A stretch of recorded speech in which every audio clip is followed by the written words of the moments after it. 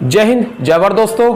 Tiger defence academy में आप सभी का स्वागत करता हूं और आज मैं आपको बताने वाला हूं कि एसएससी जीडी के फिजिकल में बच्चा कहां गलती करता है। देखिए, जो बच्चा एसएससी जीडी के जिनका अब फिजिकल आने वाला है, जो बच्चा गलती करता है, मैं आपको समझाऊंगा कि बच्चा कहां गलती करता है और सबसे बड़ी गलती उसकी क्या होती है। तो यदि आप भी इन गलतियों से छुटकारा पाना चाहते हैं तो आप इस वीडियो में अंत तक बने रहिएगा। इस वीडियो को पूरा देखना, आपके काम आएगी। जो बच्चा एसएससी जीडी का जिसका फिजिकल है वो इस वीडियो को पूरा देखना मत भूलिए। अगर आपने वीडियो को स्किप किया, वीडियो को मिस किया तो पछताना आपको होगा, क्योंकि आज आपको मैं एक वो महत्वपूर्ण जानकारी दूंगा कि शायद आपको कोई नहीं बता सकता, क्योंकि हमको पता है कि एसएससी जीडी होता क्या है। तो आप सभी को मैं बताऊंगा। आज बात करता हूं कि फिजिकल में बच्चा कहां गलती करता है और सबसे बड़ी गलती होती क्या है। देखिए, आज हम बात करेंगे एसएससी जीडी फिजिकल की बात करेंगे। अब मैं आपको बताऊं कि 18 तारीख से फिजिकल स्टार्ट हुआ था और लगभग 9-10 दिन हो गए फिजिकल को होते हुए, 9 दिन हो गए।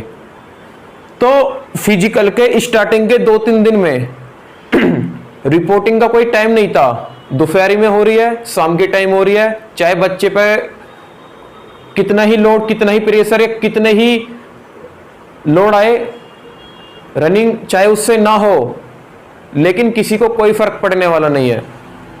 उसके बाद जब बच्चा बहुत ज्यादा फेल होने लगा, जब फिजिकल में बच्चा बहुत ज्यादा भार होने लगा, जिस बच्चे पर गर्मी में दौड़ नहीं लगी, दोपहर में दौड़ नहीं लगी, तो 2-3 दिन बाद ही नियम लागू कर दिया कि दौड़ सुबह के टाइम ही होगी, जो 4 से 9, साढ़े 9 तक एक दिन की सभी बैच कंप्लीट करने होंगे। तो क्या क्या बदलाव आया, देखो। सबसे पहला अगर मैं बदलाव की बात करूं, सबसे पहला बदलाव है कि जो टाइमिंग आपकी दोपहर में थी वो टाइमिंग हटा करके सुबह के 4 बजे, कितना, 4 AM से लेकर के 9:30 तक की रिपोर्टिंग होने लगी। अब इन 4 में से 9:30 तक के बीच में जो बच्चा किसी भी बैच का हो उसका फिजिकल कंप्लीट हो जाता है। तो पहली बात तो ये हो गई। दूसरी बात कि आप सबसे जल्दी दौड़ कैसे लगाएं।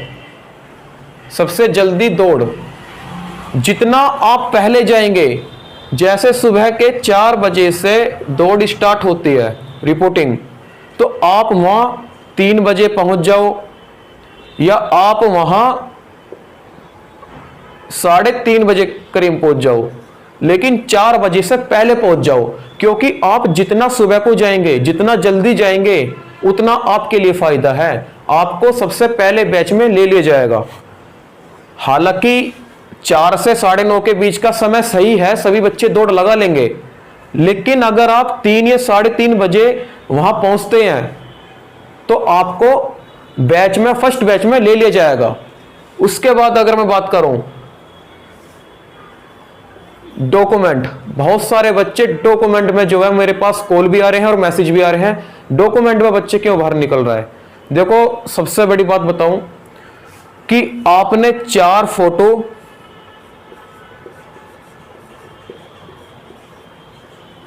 इसके साथ आधार कार्ड यानी कि अपनी आईडी,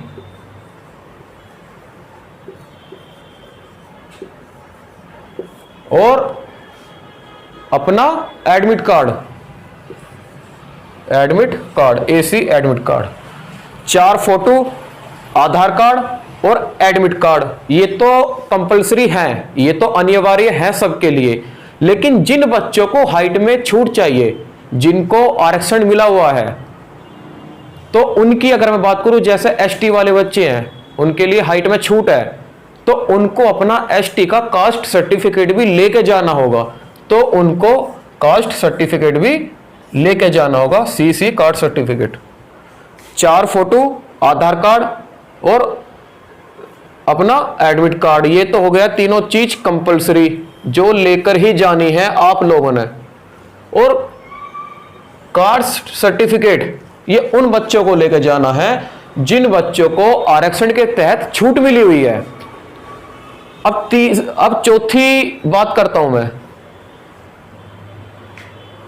कि इसका प्रोसेस क्या है। देखिए बहुत सारे बच्चे नर्वस होते हैं कि प्रक्रिया क्या होगी, किस प्रकार होगी और कैसे होगी। तो प्रक्रिया मैं आपको बता रहा हूं किस प्रकार होगी। प्रक्रिया सबसे पहले जब आप जाओगे तो वहां आपको अपना लिस्ट बनी हुई रहती है, सेंटर पर लिस्ट बनी रहती है। तो आप सबसे पहले वहां अपनी लिस्ट देखें। लिस्ट में आपका नाम, सीरियल नंबर उल्लिखित होगा। लिस्ट, सबसे पहले आपकी लिस्ट।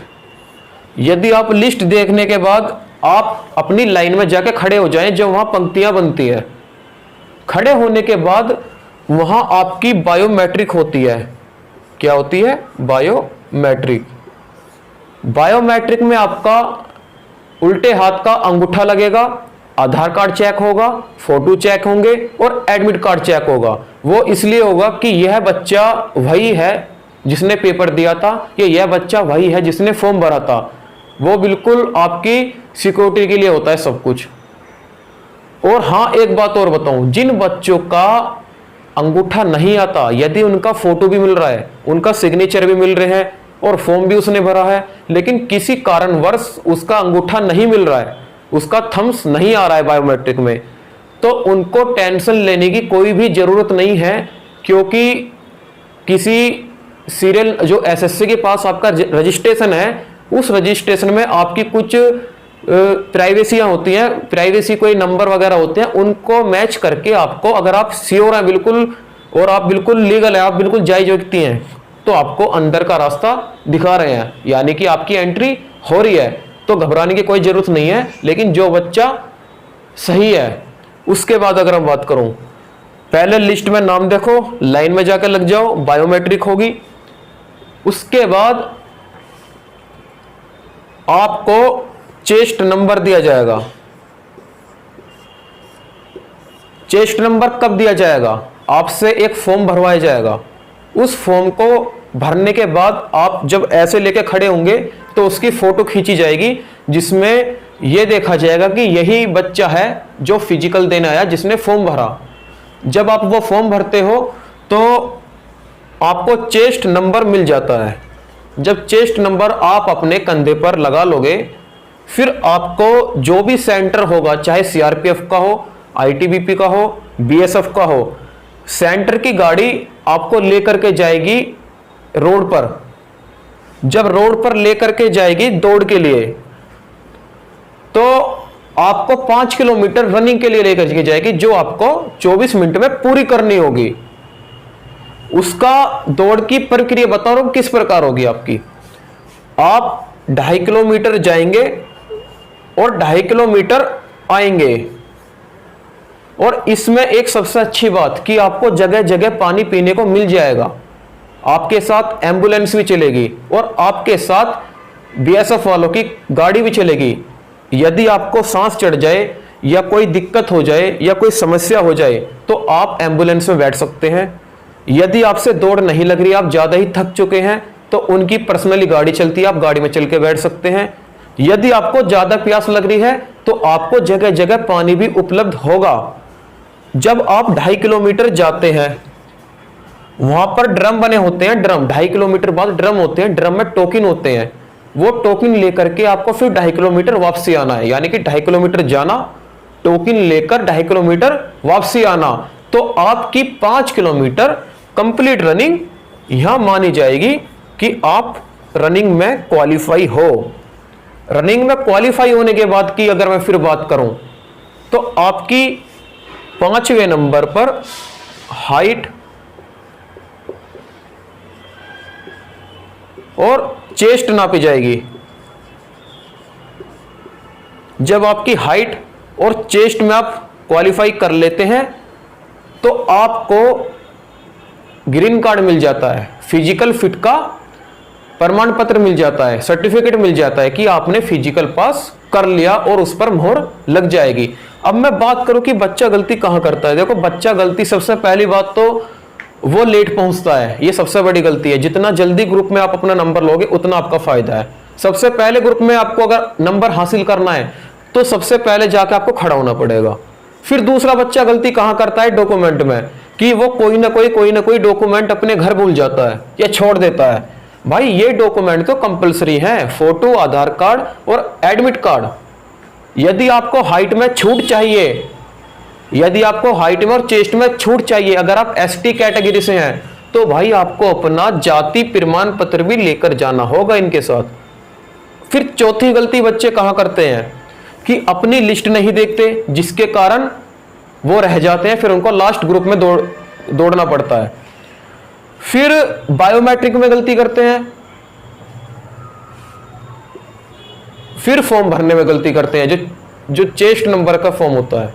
तो ये सब चीज आप देखें कि पहला लिस्ट होएगी, जब आप अपनी लाइन में खड़े जाएंगे तो आपको बायोमेट्रिक होगी, उसके बाद आपका चेस्ट नंबर मिलेगा, उसके बाद फिर आपको रनिंग के लिए ले जाया जाएगा।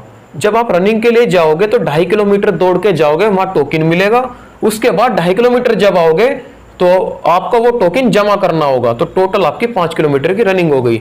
उसके बाद आपकी हाइट नापी जाएगी, उसके बाद आपकी चेस्ट नापी जाएगी। ये हो गया आपका पूरा फिजिकल का प्लान। और हाँ, सबसे बड़ी मैं एक महत्वपूर्ण बात बताऊं कि रनिंग कैसे लगानी है, वो मैं आपको नेक्स्ट वीडियो में बताऊंगा।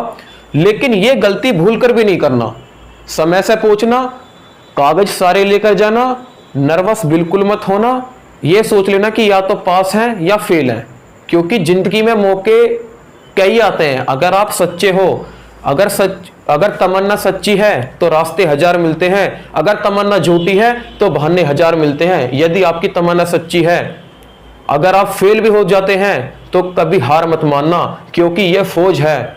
फौज में अगर लगना इतना आसान होता तो फौज की इतनी रेस्पेक्ट नहीं होती। आज फौज की रेस्पेक्ट केवल इसलिए है क्योंकि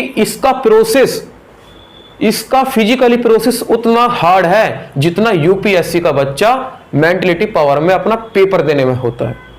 जितना यूपीएससी का पेपर हार्ड होता है ना, उतना फौज का फिजिकल हार्ड होता है, चाहे आर्मी का हो या किसी पैरामिलिट्री का हो।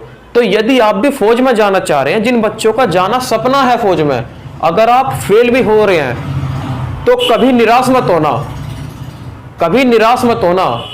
यदि आपका कोई डॉक्यूमेंट पूरा नहीं है और समय पे आपने डॉक्यूमेंट नहीं लेकर गए, आपको बाहर निकाल दिया गया, तो कभी निराश मत होना। यदि आपका मेरिट लिस्ट में नाम नहीं आया तो कभी निराश मत होना, क्योंकि तुमने उस मुकाम पर चलने की तो सोची, कम से कम आप उस मुकाम पर चल तो रहे हो। अरे आप बीच रास्ते में तो लौट कर आए। और याद रखना, अगला सफर, आज तो तुम बीच रास्ते से लौट कर आए हो, अगला सफर पूरे रास्ते के साथ तय करना, आपकी सफलता निश्चित मिलेगी। इसलिए कभी डिमोटिवेट नहीं होना है, नर्वस नहीं होना है। रनिंग में कभी भी ज्यादा कुछ खाकर मत जाना। ज्यादा से ज्यादा आप लोग जूस पीना स्टार्ट कर दो, लिक्विड लो, और वहां जाकर के कुछ सोचना मत, केवल रनिंग लगाना, आराम आराम से लगाना, तेज मत भागना, सांस फूल जाएगा।